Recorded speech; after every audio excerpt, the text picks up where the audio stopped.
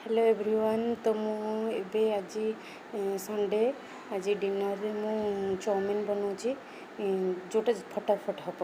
आलू काटिदेली तापरे आलू टमाटर सिंपल बनई। फास्ट तेल पकईदेली तापरे अदा आउ लंकार पेस्ट पकईदेवी। ये अदा और लंकार पेस्ट पकईदेली ସେଇଟା ଟିକେ ଭଲ ଭାବରେ ଟିକେ ତେଲରେ ଟିକେ ଭାଜି ହେଇଗଲା ପରେ ମୁଁ କ'ଣ କଲି ନା ମାନେ ହାଲକା ଟିକେ ତାର ବ୍ରାଉନ୍ କଲର୍ ଆସିବ ଅଦା ଆଉ ଲଙ୍କା ପେଷ୍ଟର। ତାପରେ ମୁଁ ସେଥିରେ କଟା ଆଳୁ ପକାଇଦେଲି। ଗୋଟେ ଛୋଟ ଆଳୁଟେ ନେଇଥିଲି ମୁଁ ଜଣକ ପାଇଁ ଚାଉମିନ ବନେଇଛି। ତଥାପି ତାକୁ ଭଲ ଭାବରେ ଭାଜିଦେଲି।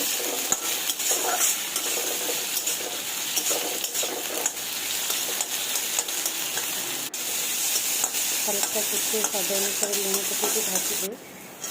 तापर टमाटो ସେଥିରେ पकईदेली। जो आलू 60-70% सीझी जाइए तापर टमाटोटा देदेली। कहीं बेसि भाजिदेली चाउमिन भल लगे करवाटा। भल भाव दुईटा मिसईकि भाजिदेली। तापर चाउमिन आड करदेली। जनक जेहतु हम से क्वांटिटी टमाटो और आलू गोटे ही नहीं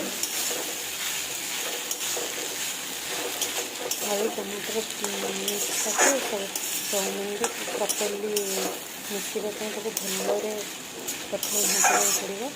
भल भाव मिसईदेली भल भाव भाजी देती। तापर स्वाद अनुसार आटे हल्का लुण पड़ा जेहेतु खाली आलू रे लुण पड़ा तो से आटे हल्का लुण पकईदेली। बाढ़ीदेली। Dinner complete. Dinner preparation complete. Chowmein ready.